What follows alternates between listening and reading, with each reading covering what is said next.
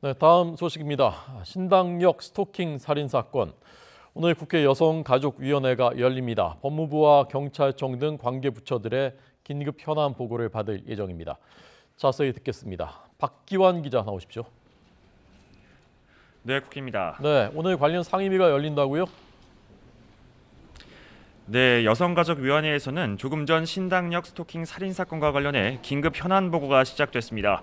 오늘 회의에는 여성가족부는 물론이고 법무부와 대검찰청, 경찰청과 서울교통공사 등 사건 관계 기관들이 대거 참석했습니다. 여가위는 오늘 회의에서 스토킹 피해자 보호 체계 등을 집중 점검하고 사건을 막지 못했던 원인과 재발 방지책 등을 논의할 예정입니다. 이와 별개로 오후 2시부터는 어제에 이어 대정부 질문이 진행되는데요. 한덕수 국무총리와 권영세 통일부 장관 등이 참석합니다.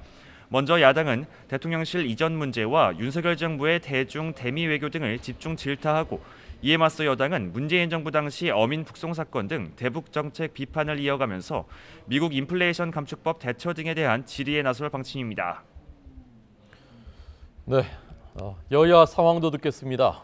국민의힘은 주호영 원내대표가 첫 회의 주재했다고요?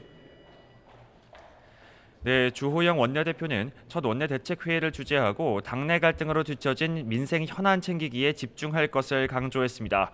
주 원내대표는 여당인 국민의힘이 정기국회에서 정책 이슈를 주도하려고 했지만 당 안팎의 사정으로 이를 하지 못해 아쉽다며 국정을 주도한다는 생각으로 현안을 이끌어달라고 당부했습니다.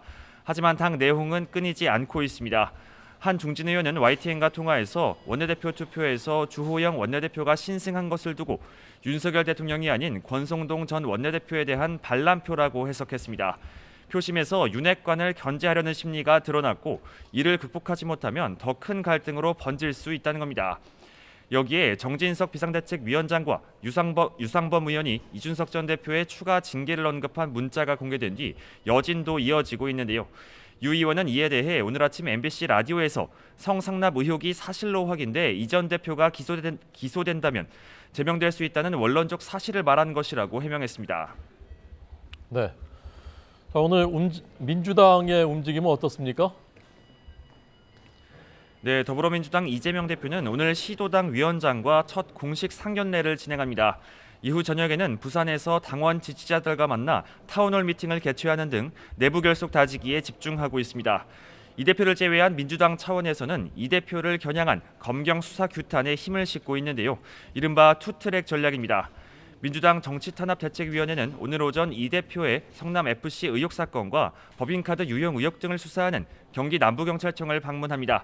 이 자리에서 윤석열 대통령의 장모 최모 씨의 부동산 특혜 의혹 사건 등과 비교하며 수사 편파성을 지적할 예정입니다.